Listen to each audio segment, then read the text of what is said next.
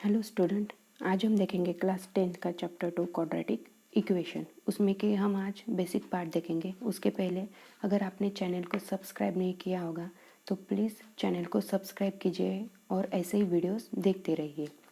ठीक है, अब देखते हैं हम general form of quadratic equations.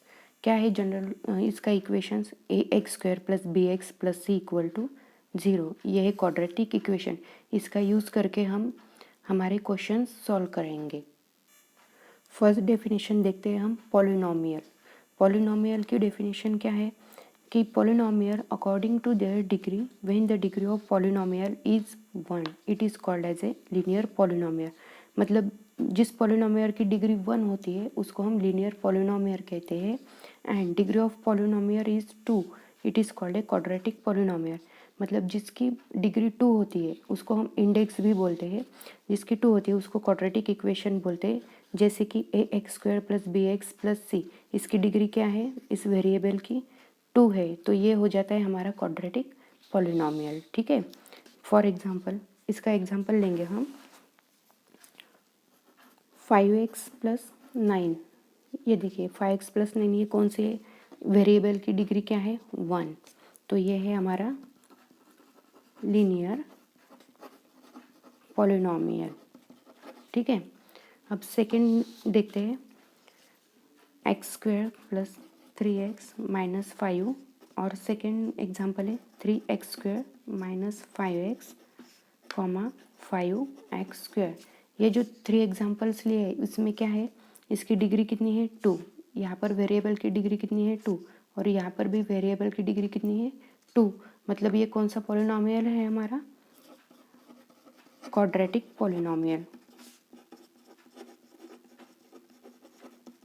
ठीक है, जिसकी डिग्री 2 होती है वो क्वाड्रेटिक होता है और जिसकी 1 होती है वो लीनियर पॉलिनोमियल होता है।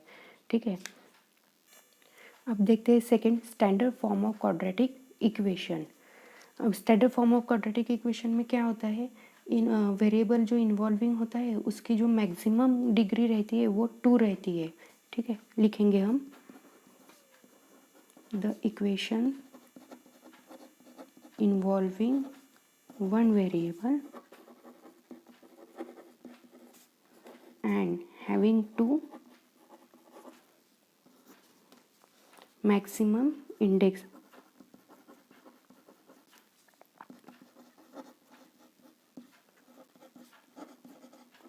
of the variable is called as a, क्या है? Quadratic equation. Standard form of quadratic equation. ठीक है, देखिए एक बार फिर से बताती हूँ, the equations involving one variable, जिसमें वन वेरिएबल रहता है और उसका मैक्सिमम जो इंडेक्स रहता है वो 2 होना चाहिए, उसको हम बोलते हैं standard form of quadratic equation. Maximum 2 index मतलब उसकी डिग्री 1 होनी चाहिए वेरिएबल की। फॉर एग्जांपल हम देखेंगे standard form of quadratic equation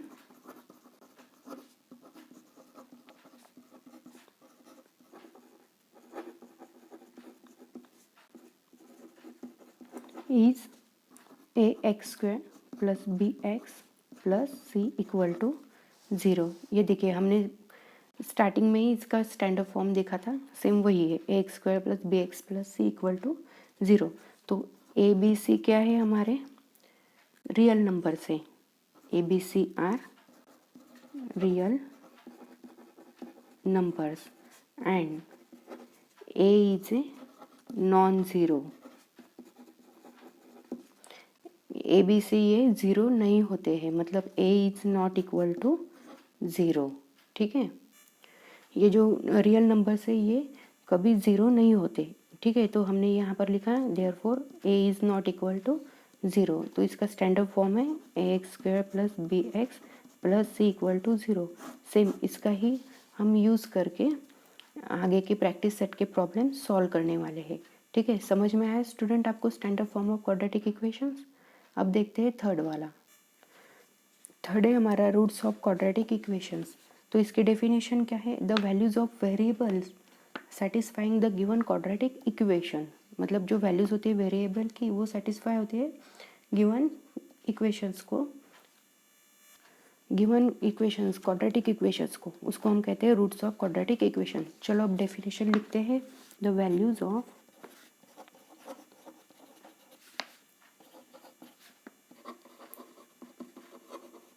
variables satisfying the given quadratic equation are called as a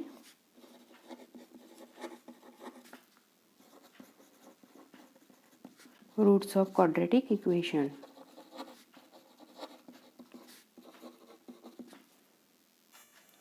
If the values of polynomial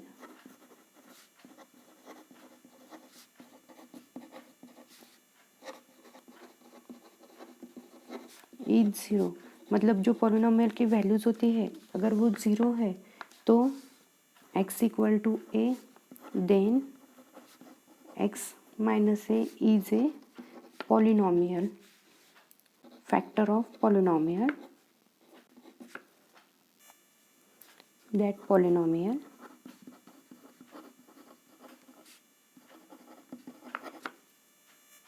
तो हम ऐसे लेंगे therefore p of x equal to p of a, क्योंकि यहाँ पर क्या दिया है देखिए x इक्वल टू ए है तो हमने यहाँ पर वैल्यूज पुटअप कर दी and p of a is a factor of p of x, और ये p ऑफ x क्या है, ये पॉलिनोमियल है तो ऐसे लिखेंगे हम यहाँ पर p of x is polynomial. Okay, तो इसके एग्जांपल्स देखते हैं। एग्जाम्पल के पहले हम देखेंगे p ऑफ a क्या है, रूट है तो a is a root. Okay, तो हम क्या लेंगे, the solution is p of x equal to zero.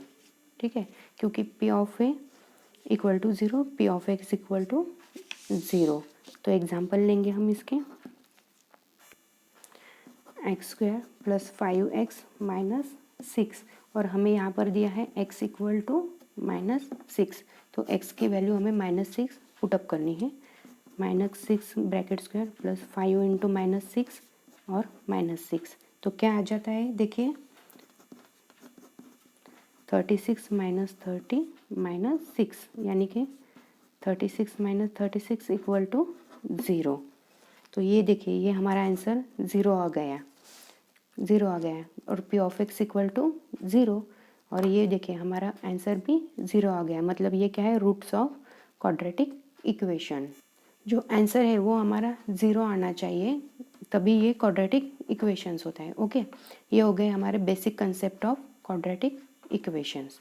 ठीक है, आई होप आपको ये समझ में आ गया होगा, बहुत इजी डेफिनेशंस थी, बस एक बार आपने पढ़ भी लिया ठीक से तो भी आप ये याद रख सकते हैं।